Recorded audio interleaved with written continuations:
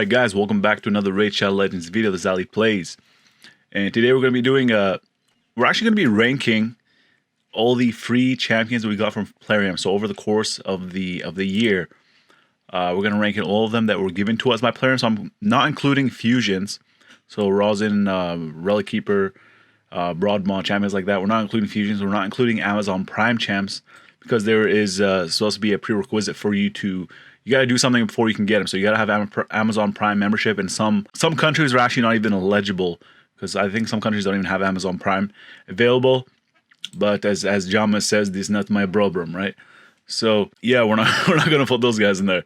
So we're gonna rank them. There's only 10 that we actually receive from Plarium. So the numbers is kind of low, but what can we do, right? So before we actually get started on this video of the ranking. So yeah, we're going to be ranking from 10 to 1. So before we get started ranking on the video, ranking on these champions, we're going to do a giveaway. So I'm going to announce that there's going to be a giveaway. And how do you enter this giveaway is that you have to answer my question. So my question is, which of these 10 champions that you're going to be seeing as we can move on, which of these 10 champions help your account out? And I know a lot of people are going to be like, oh, Silo the Drake. But Silo the Drake, you just got her, man. So what were the other ones? The ones that you got in the beginning of the game? Like Shaman, Jizo, what else? Who else was there? Yaga. Yeah, which one of those champions helped out your account in terms of progression? Let me know down in the comment section. And you also got a comment. So there's going to be 5 winners of 540 gems. So each person gets 540 gems from the 5 winners. And you got to go to the info tab and then copy your player ID and then post it with your answer, and then the winner of the giveaway will be announced during the same week, so maybe like 3 or 4 days after the giveaway is live. All right, so let's get started, guys. All right, so coming in at number 10, we have Shaman. So Shaman is one of the first epic champions that you get in the game. The thing about Shaman is that she's actually very fast, and she does kind of help out in terms of like a new account, but she doesn't really... You're not gonna find her staying that long on your account. I do like that she has a revive, so a lot of people that do not have revives, you got one right there. But she's not really worth the books, and I feel like she's there to trick people into using books on her when she is actually not even that good. I guess she's not bad for her support. I mean, just that one ability right here, and yeah, her aura skill doesn't really help you out. So most of the teams that would start off the game actually have Shaman in their arena team, and yeah, she doesn't really do much for an account. All right, coming in at number 9, we have Dark Ethel. So when Dark Ethel first was announced, I was actually really excited because Ethel is one of my favorite starting champions in the game. Honestly, she's my second favorite. My favorite is Gallic. Second favorite is going to be Ethel. I know that Kale is the best, but Ethel is going to be up there. So when I first saw Ethel, I said this champion is going to be crazy, right? Because Ethel's already a beast, right? So we got Dark Ethel, and then I was massively disappointed because right away you think of the champion as a Spider's Den champion because of how her kit works. So her A2 attacks all enemies, and then she decreases speed. That's actually very good for Spider's Den. And she has another ability, attacks all enemies. Like this skill right here is very long. She's granted an extra turn. She kills 10 or more enemies. So you need to have the full amount of Spiderlings on the field for her to actually utilize this ability. And yeah, this ability is going to be good for like new accounts. I don't know how many stages it's going to be good for. Probably like up to stage 9 or something, 9 or 10. But later on, she's not going to be able to kill any of the Spiderlings, so her kit is kind of useless. What would actually make her better is if Plarium actually gave her an AoE on her A1. I mean, why not? So overall, Dark Ethel is actually not as good as the Ethel, and she's kind of a disappointment, in my opinion. Let me know down in the comment section. What do you guys think about that? Do you agree with me? All right, next up we have Earthsign Ironhide, number 8. So this guy was part of the battle pass. You can get him free to play. You just have to do the challenges, right? The free to play version. And one reason I don't like this champion at all is this guy actually takes too many books. Look at his A1, look at his A2, look at his A3, look at his passive. This guy takes way too many books. This guy is a resource dump. This is why they gave us this guy for free instead of the other one. So there's actually a reason behind it. That's pretty hilarious. But is he actually that good? I don't think he is that bad, but he is not like very good. I do like that he has an AoE with a decreased attack. Well, that's about it. That's all I really like about his kit. His turn meter manipulation is very low. Decreases turn meter by 5%. And then 10%, that's very low. And overall, I don't think he's better than the champions ahead of him, and he requires way too many books. Let's count these books, man. 2, 4, 6, 8, 10, 12, 13, 14, 15, 16, 17 epic books, man. That is not good for free-to-play players, man. Oh, man. 17. Dude. This guy... Man, Jamas is going to hate on this guy. All right, coming in at number 7, we have Yaga the Insatiable, who is basically designed for players to help players out with clan boss, right? So his A1 has poison. His A2 actually has poisons as well. And his A3 deals more damage by 25% if targets have poison on them. So when people saw this champion, they're like, oh, this guy's going to be very good. But the thing is, Kale is better than this guy. Because Kale requires rare skill books, and this guy requires epic skill books. And this guy actually does need to be booked to be utilized. And I still don't know if he's actually better than Kale, even after he's maxed out. I actually do want to test him out. Is he viable in 2020? Is the Insatiable viable in 2020? Yeah, so he's going to be at number 7 on my list. Not too bad, not too bad. Next up, we have Grave Chill Killer. So Grave Chill Killer is going to be at number 6. She was a very good champion. She's one of the champions that was part of the battle pass that you get for free. She does place poison on her A1 on a 50% chance, so that is pretty low. And she also has decreased defense. So she's one of those newer champions. So that's the reason why her kit is a little more up to date than the other ones.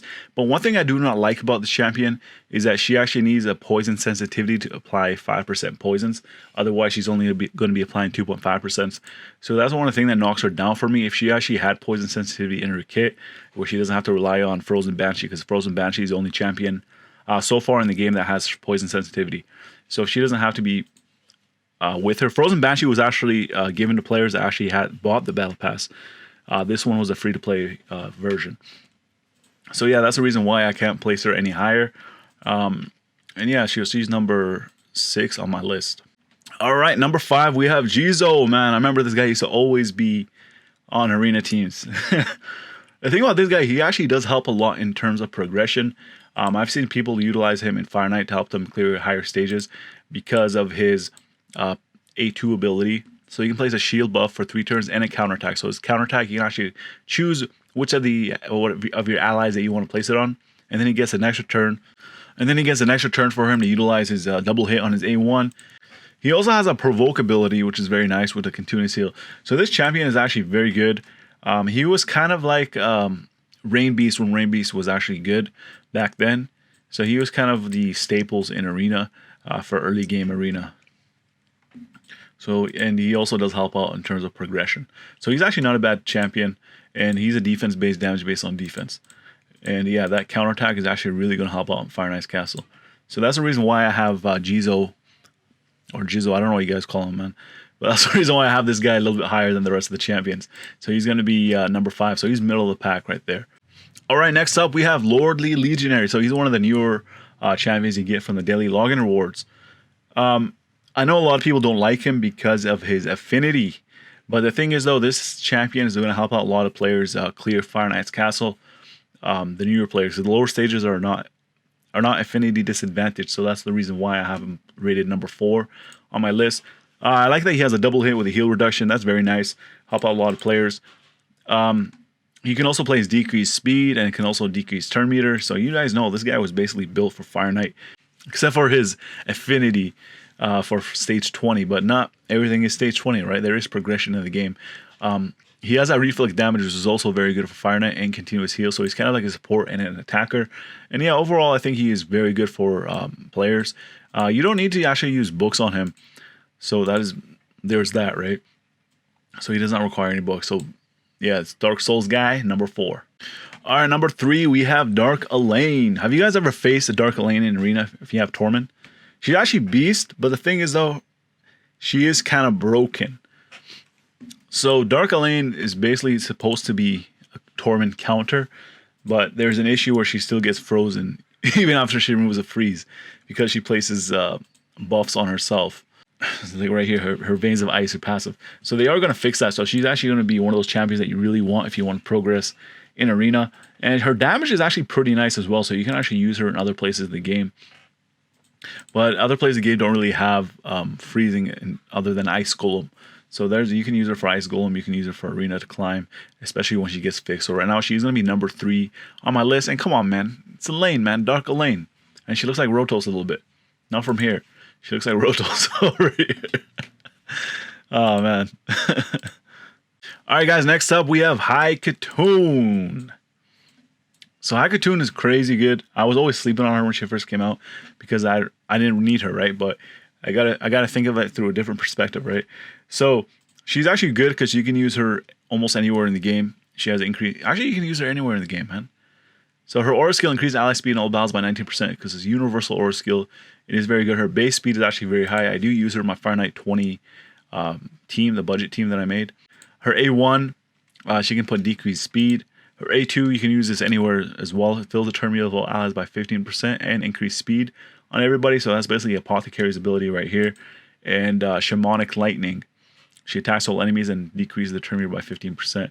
So she's very good. A lot of people were using her in Arena when she first came out. And I mean, why not? She's, in my opinion, she is the second best free-to-play champion that we ever got. So she's a game changer for accounts.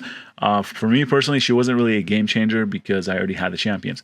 But for people first starting out and they get this champion, you're lucky, man. All right, so number 1, this one is pretty obvious. We have Sile of the Drakes. The reason being, you can use this champion anywhere in the game, man. Anywhere in the game, you can use this champion. You can build her out with a stun set. You can build her as a support. She's not really good in terms of DPS, but you don't need her to do DPS, man. She's there. She can passively heal everybody, plays increased speed randomly on allies, revive, ally protection on them. But the thing about the stun, her stun is a claim to fame, obviously. It has 2 times chance. You can stun them twice, so you have the 2 chances of stunning somebody, and each has a 20% chance. So you got 2 chances, 20% to stun everybody on the battlefield. So it's a crazy good ability. And she also has a decreased speed on her A1 with a turn meter manipulation. So she is actually the perfect champion for free-to-play players to get. And yeah, so she's number 1 on that list. So guys, that's going to be it for the video. If you guys like the video, make sure you guys like the video. Let's get up to 10,000 subscribers, guys. We're almost there. Not really almost there, but you know, if you guys click sub, every single sub counts. And yeah, let's get to 10,000 subs, and I will actually do bigger giveaways. I'm actually allowed to do 2 giveaways in a month if I get 10,000 subscribers. So yeah, that would actually help out you guys and help me out in the process. All right, guys, I want to thank you guys for watching. I'll see you guys in the next video. Follow the rules. I'm Tyrone. I need everybody to subscribe to the homie Ali Al Plays, and that's non-negotiable.